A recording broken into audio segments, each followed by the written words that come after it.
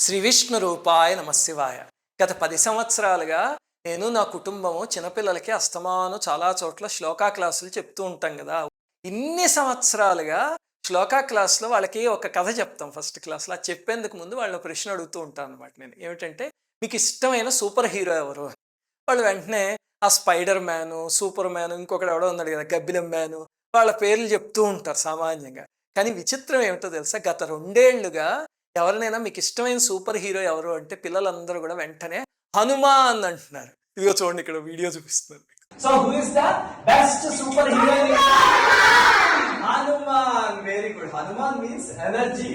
ఈ మార్పు ఎలా వచ్చింది అంటే, ఓ 2, 3 ఏళ్ల క్రితం 'హనుమాన్' అనే ఒక సినిమా వచ్చింది కదా. ఆ సినిమా తెచ్చిన మార్పిది.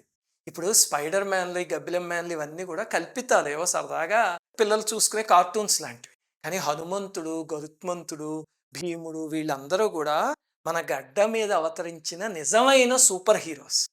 అందులో హనుమాన్‌ని సినిమాగా తీయడము, అది అపూర్వమైన విజయం సాధించడం. మరి హనుమంతుడి ఆశీస్సులు ఉంటాయి కదా! ఇది మనందరికీ తెలుసు. ఆ సినిమా చేసిన గొప్పతనం ఏమిటి అంటే, మొట్టమొదటిది హనుమాన్ అనే ఆయన సూపర్ హీరో అని చిన్న పిల్లల తలల్లోకి దూర్చింది. రెండోది పెద్దవాళ్ళ చేత కూడా రామాయణాన్ని వెతికించింది. విభీషణుడు ఇప్పటికీ ఉన్నాడా? అలాంటివన్నీ వెతికారు. అప్పుడు మనం వీడియోలు గూడా చేసుకున్నాం. సంతోషం.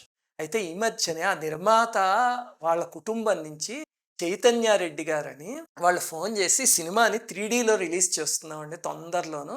హైదరాబాద్‌లో ప్రివ్యూ వేస్తున్నాను రమ్మని నన్ను, సుశీల్‌ని పిలిచారు. మేము చాలా సంతోషించాం 3డీలో వస్తోంది అని తెలిసి. కానీ ఇప్పుడు ఈ వీకెండ్ 2 కార్యక్రమాలు ఉండడం వల్ల హైదరాబాద్ వెళ్ళడం కుదరలే. మేము బెంగుళూరు నుంచి అక్కడికి వెళ్ళడం అంటే అదొక పెద్ద యుద్ధం తెలుసు కదా! కానీ చాలా మంచి ఆలోచనది. ఇప్పుడు అందులో 'రమ్ రమ్ రమ్ రక్తవర్ణం' ఇవన్నీ ఉన్నాయి గదా!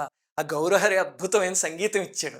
ఇప్పటిదాకా అది చెవులకు విందు చేస్తే, ఇప్పుడు 'రమ్ రమ్ రమ్' అనగానే ఆంజనేయ స్వామి ఎదురుకుంటూ మన దగ్గరికొచ్చేసరికి 3డీలో కళ్ళకి కూడా అద్భుతమైన విందవుతుంది. అందుకని ఈ చిత్రం గూడా ఈ 3డీది కూడా ప్రేక్షకుల ఆదరణ పొందాలి అని కోరుకుంటూ, ఇలాంటి ఇతిహాసాల పైన ఇంత అద్భుతమైన సినిమా చేసిన వాళ్ళందరికీ శ్రీరామచంద్రమూర్తి యొక్క పరిపూర్ణమైన ఆశీస్సులు. ఆ నిర్మాతకి, దర్శకులకి, అందులో నటీనటులకి, సాంకేతిక వర్గానికి అందరికీ శ్రీరామచంద్రమూర్తి ఆశీస్సులు ఉండాలి. అలాగనే ఇతిహాసాల పైన ఇటువంటివి మరిన్ని సినిమాలు తెలుగులో రావాలి అని కోరుకుంటూ, జై శ్రీరామ్.